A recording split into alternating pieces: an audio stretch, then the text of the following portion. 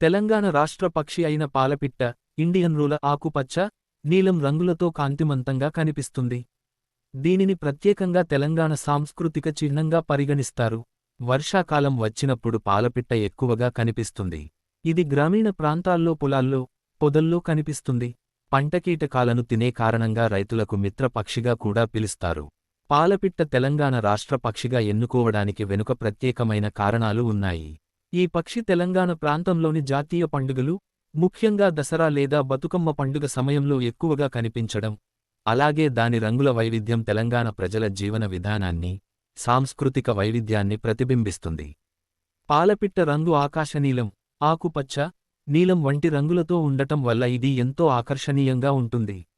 ఈ పక్షి తెలంగాణ ప్రజల విశ్వాసంలో శుభసూచకంగా భావించబడుతుంది.